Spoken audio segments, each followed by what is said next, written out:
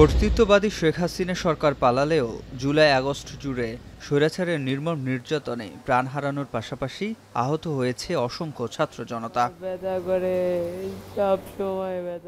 আহতদের কেউ কেউ এখনও জীবন মৃত্যুর সন্ধিক্ষণে। তাদের একজন জাহাঙ্গীরনগর বিশ্ববিদ্যালয়ের শিক্ষার্থী কাজল মিয়া। ৫ আগস্ট মাথায় গুলিবিদ্ধ হয়ে গত ৩ মাস ধরে ভর্তি ন্যাশনাল ইনস্টিটিউট অব নিউরোসায়েন্সের SDU-তে। শুরু হয় তাকে বিদেশে নেয়ার প্রক্রিয়াও। তবে এর মধ্যে শারীরিক পরিস্থিতির অবনতি হয় তার। বাম হাত ও পা পুরোপুরি অচল হয়ে যায়। ৫ তারিখে বিজয় মিছিলের সময় তার মাথায় গুলি লাগে এবং বেশ ক্রিটিক্যাল কন্ডিশনে ছিল, এখনও আছে। সর্বোচ্চ চেষ্টা করতেছে এবং আমরা আশা করতেছি যত দ্রুত সম্ভব তাদেরকে পুনর্বাসনটা কিভাবে নিশ্চিত করা যায়, তাদেরকে পুনর্বাসনটাই এই মুহূর্তে আমাদের সবচেয়ে ফোকাস পয়েন্ট। এর জন্য অল্প কিছুটা দিন আমাদের সময় দরকার। এমন অবস্থায় রোবোটিক ফিজিওথেরাপি দেওয়ার উদ্দেশ্যে তাকে বিদেশে নেওয়ার সিদ্ধান্ত নেয় মেডিকেল বোর্ড। যখন সে ভর্তি হয় তার জ্ঞানের মাত্রা ছিল ৩, মানে একেবারেই ছিল না, নাই বললে চলে। সে মেশিনে ভেন্টিলেটরে ছিল, কিন্তু আমাদের চিকিৎসার ফলে, আমাদের সার্জন যারা ছিল, চিকিৎসার ফলে এই কাজল আস্তে আস্তে আস্তে তার ভালোর দিকে যায়। জ্বর থেকে সেপ্টিসেমিক শক আমরা যেটা বলি, এইটা ডেভেলপ করে, সাথে তার প্লুরাল ইফিউশন, লাংসে পানিও আসে। এটার পরিপ্রেক্ষিতে তার জ্ঞানের মাত্রাটা একবারে কমে যায়। সো আমরা সাথে সাথে মেডিকেল বোর্ড, আমাদের স্যারেরা সাথে সাথে মেডিকেল বোর্ড ডাকলেন।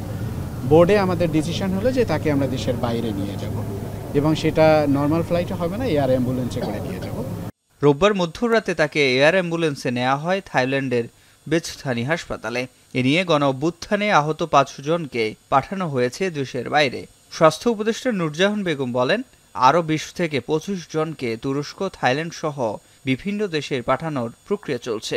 পাইপলাইনে আরও ধরেন ২০-২৫ জনের মতন আছে যাদেরকে পাঠাইতে হবে।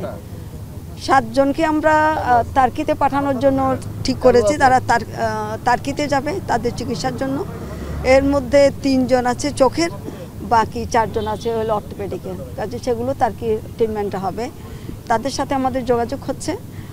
তারা আমাদেরকে যেটা বলেছে যে তারা চিকিৎসার খরচ তারা বহন করবে, কিন্তু থাকা খাওয়া এগুলো আমাদের দিতে হবে।